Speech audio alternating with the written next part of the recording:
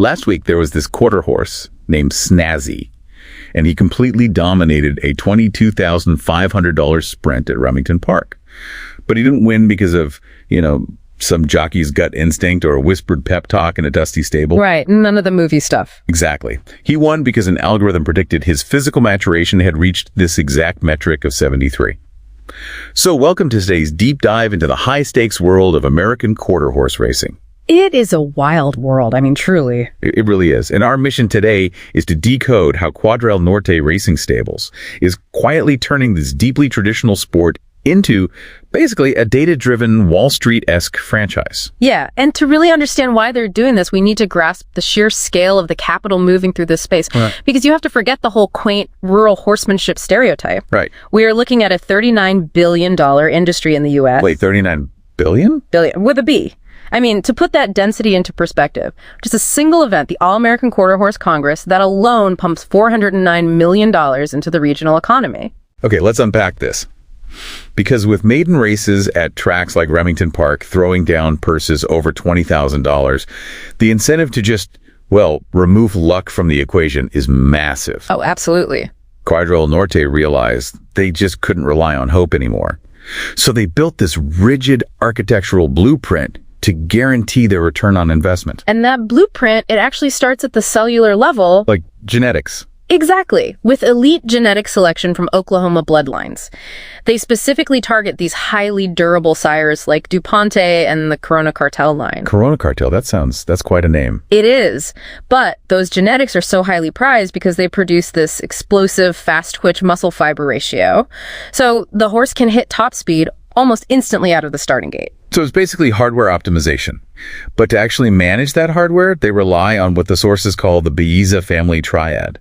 And it operates exactly like a tech company releasing a product. Right, with a clear chain of command.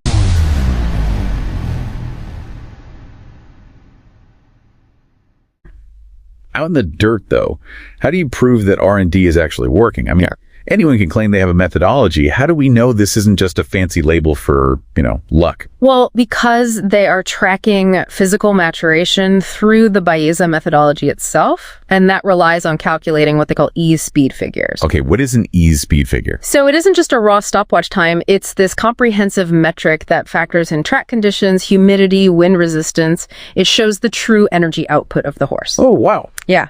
So with the horse Snazzee, who is owned by investor Daniel Orozcar, they didn't just guess he was ready.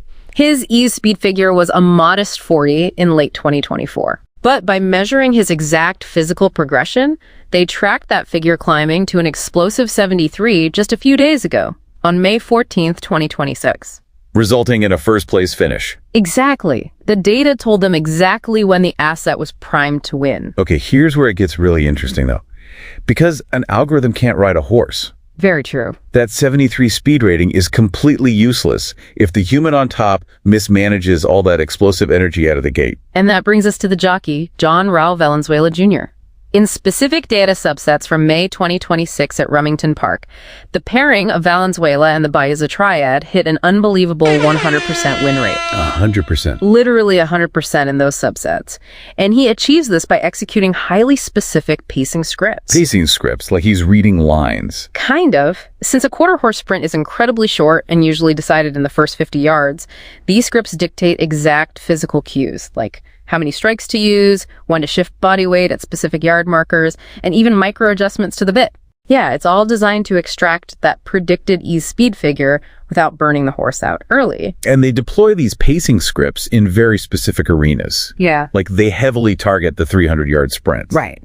Because they've realized that in a 300-yard dash, the horse isn't just a biological creature anymore. It's a high-frequency trading asset. Shorter sprints means significantly less physical depreciation. Which means they can deploy that asset more times per season than the competition. It's a hugely calculated operational advantage. So what does this all mean for you listening to this?